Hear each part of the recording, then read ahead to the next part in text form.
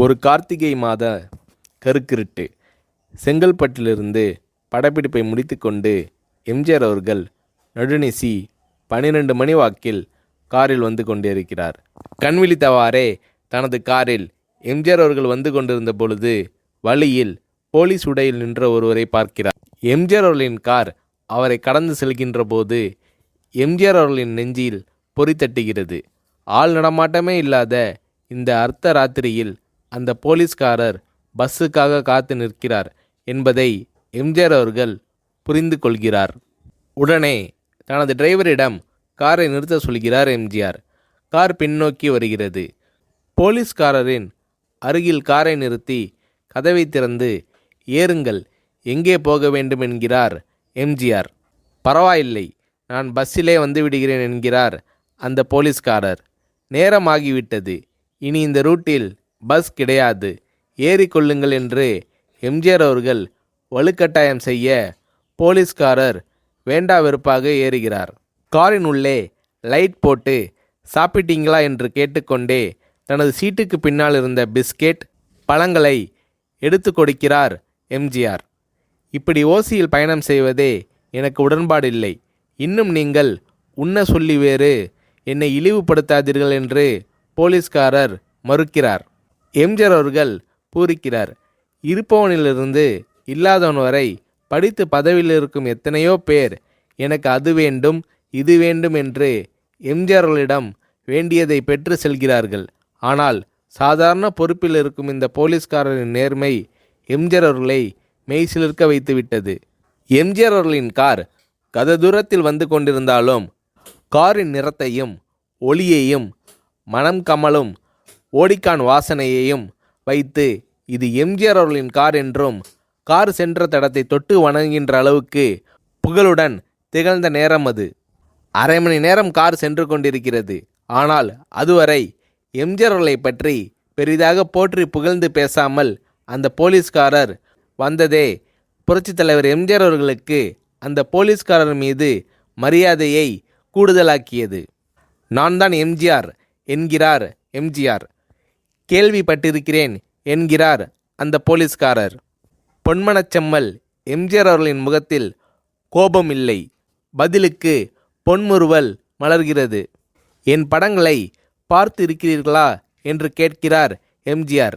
நான் சினிமாவே பார்ப்பதில்லை என்கிறார் அந்த போலீஸ்காரர். புரட்சித் தலைவர் எம்ஜிஆர் அவர்கள் இன்னும் பிரமிக்கிறார். இப்போது கார் சத்தத்தை தவிர ஒரே நிசப்தம்.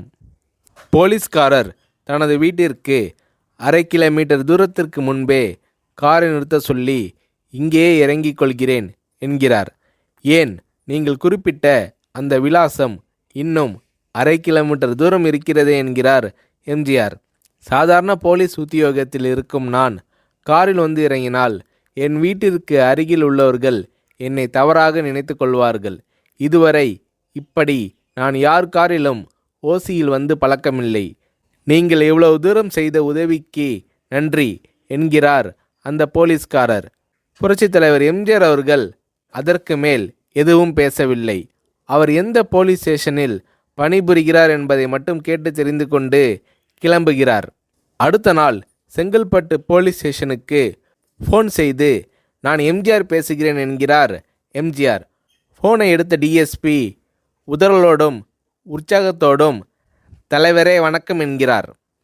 இரவு சந்தித்த போலீஸ்காரரை பற்றி விசாரிக்கிறார் எம்ஜிஆர். அந்த டிஎஸ்பி சொல்கிறார், நீங்கள் குறிப்பிடும் அவர் இன்று விடுப்பில் இருக்கிறார். அவர் கையூட்டு வாங்காதவர், கடமை தவறாதவர், காவல்துறையின் நேர்மைக்கு இவரே இலக்கணம். வெற்றிலை பாக்கு, பீடி, சிகரெட் போன்ற போதை வஸ்துக்கள், நாடகம், சினிமா போன்ற பொழுதுபோக்கு அம்சங்களையெல்லாம் இவர் அறியாதவர். கல்யாண வயதில் உள்ள 3 பெண்களையும் கரை சேர்க்க முடியாமல் கஷ்டத்தில் இருக்கிறார் என்கின்ற விபரம் டிஎஸ்பியால் எம்ஜிஆர் அவர்களுக்கு சொல்லப்படுகிறது. அவரை நாளை என் தோட்டத்திற்கு வர சொல்லுங்கள் என்கிறார் எம்ஜிஆர். கேட்டுக்கொண்ட டிஎஸ்பி உங்களோடு ஃபோனில் ஆளுக்கு ஒரு வார்த்தை பேச இன்ஸ்பெக்டர், சப் இன்ஸ்பெக்டர் உட்பட எல்லோரும் ஆசைப்படுகிறார்கள். ஃபோனை அவர்களிடம் கொடுக்கலாமா என்கிறார். எம்ஜிஆர் அவர்கள் கொடுங்கள் என்கிறார். பேசுகிறார்.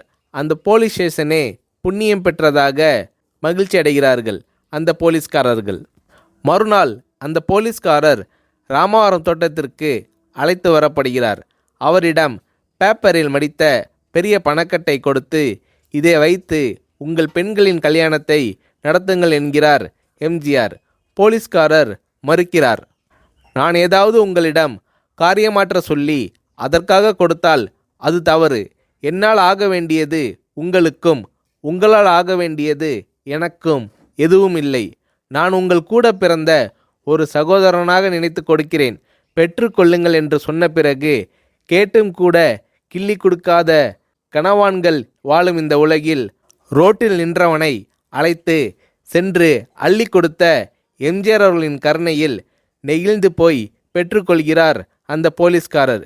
பிறகு ஒரு தேதியில் புரட்சித் தலைவர் எம்ஜிஆர் அவர்களே சென்று அந்த போலீஸ்காரரின் 3 பெண்களின் திருமணத்தையும் நடத்தி வைத்து வாழ்த்தி இருக்கிறார்.